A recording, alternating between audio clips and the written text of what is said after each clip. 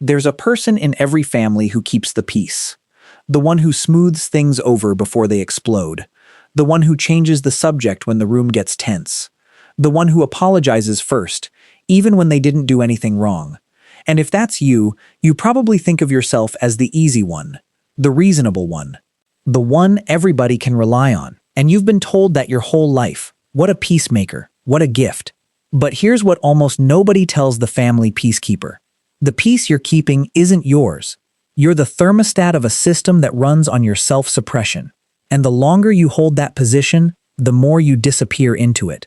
This is for the person who keeps the peace for everyone else, and has quietly wondered, late at night, who's keeping the peace for you? Let's talk about what that role really costs. Let's start with why the peacekeeper exists at all. Every family is a system, and every system needs someone to manage its tension. When the emotions in a household get too hot, someone has to knock it back down. When the anger boils, someone has to become the pacifier. And in most families, that role gets handed to the child who's most attuned. The one who notices the shift in the room, who feels the atmosphere change, who can tell trouble is coming before anyone says a word. That child grows up into the adult who steps between, negotiates, apologizes, absorbs, and they are praised for it constantly. What a good child. So agreeable, so easy. They never make a scene, except the scene every peacekeeper is actually making, silently, is their own life. Here's the part no one teaches. Peacekeeping is a trauma response. When a child grows up in a home where emotions are unpredictable, the nervous system learns that safety requires a state of constant readiness. The peacekeeper isn't choosing diplomacy, they're surviving. And this is the mirrored miracle that shifts everything. Reading everyone's moods before they speak, adjusting themselves to prevent conflict, sacrifice his own feelings to keep the room stable. These aren't personality traits. They're skills built in an environment where being an easy child was the safest way to be. And when the same child grows up, those survival skills don't just fade away. They follow them into every relationship, into the workplace, into the family they're married to. This is where it gets heavy, because the peacekeeper is caught in a trap the whole family profits from. The system rewards what it needs, and what the family needs is quiet. So the peacekeeper gets reinforced for self-erasure.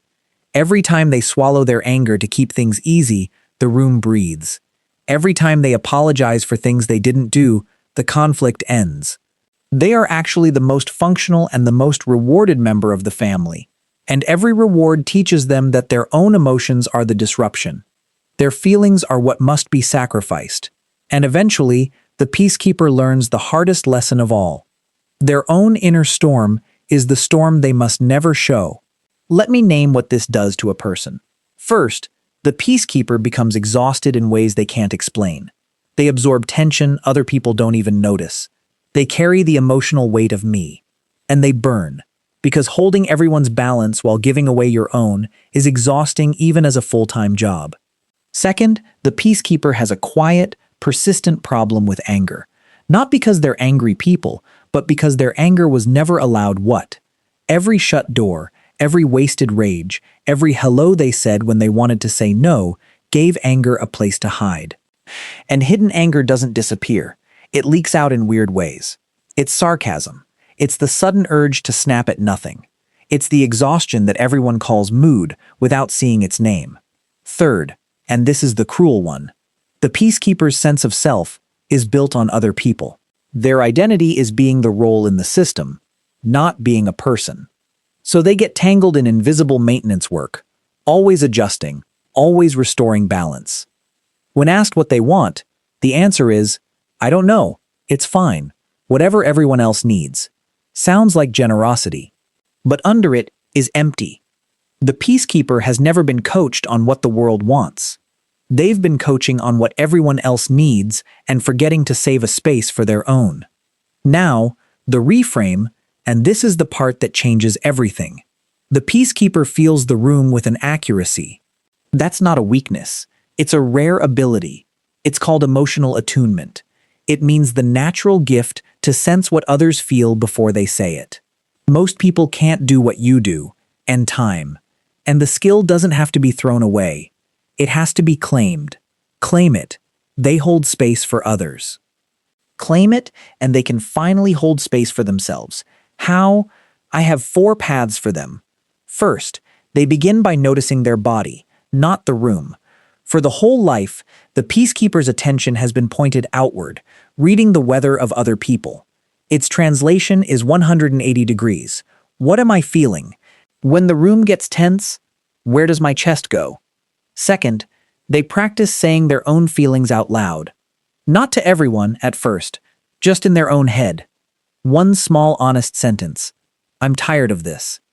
The point isn't to be heard. The point is to stand in their own orbit. A person chooses a medicine for listeners. Third, they let the family feel discomfort. This is the peak. If they always soften everything, others never learn to handle hard. The peacekeeper must hold the urge to reset. Let the silence, let the tension, let someone else carry it for a change. Not because they don't care, because caring by absorbing everything is not the same as helping. Fourth, they consider their worth independent of peace. The peacekeeper was conditioned to think, if I am not making the people around me feel good, I don't matter. That's the belief that has to be undone. Not the fear that the family shatters without them, because often the family has learned to depend on their availability to do things and will push back at first. That's that pushback being a sign they're letting them heal from a role they were borrowed for. And peaceful families don't need a keeper. They need honest, and that's something only a real person, not a mirror, can give. Let me speak directly to you, family peacekeeper. There's nothing wrong with the part of you that cares. That part survived using the family's pressure, and it made you attuned and meaningful. But that part was a survival tactic, not your whole self. You don't have to be the air in the room. You are allowed to need air too. You are allowed to be nervous, to be upset, to say no, to need the same care you give everyone else without those feelings being a betrayal of a family structure. Here's the line that might change your week. The peace you've been keeping was never yours to keep. It was a loan that kept getting counted. It was holding the family's storms so they wouldn't have to orbit the storm inside of you. And that's not selfishness for you to want your own peace. That's not bitterness. That's the health the entire family actually loses when its keeper goes silent. The tables had it backwards for your whole life. They say that letting others feel your storm is a failure. But actually the real failure is feeling your life alone and smiling through it so no one gets uncomfortable. Real peace doesn't come from one person swallowing everything. It comes from everyone taking their fair share. And your fair share. You never owed anyone yourself. So here's what it all comes through. The family peacekeeper, that role was never a personality. It was a product. It was built by a system that needed someone to hold the warmth. And when you stop being the family's thermostat, you don't lose your softness. You stop being the one sweating to keep them comfortable while you freeze. Let me say it one final time, and let it land. You don't have to keep being forgiving. Someone else can be a person who feels all the edges of the room, and you can feel your own edges, and both are true. You are allowed to be the one who's taken care of, not the caretaker who matters, the person.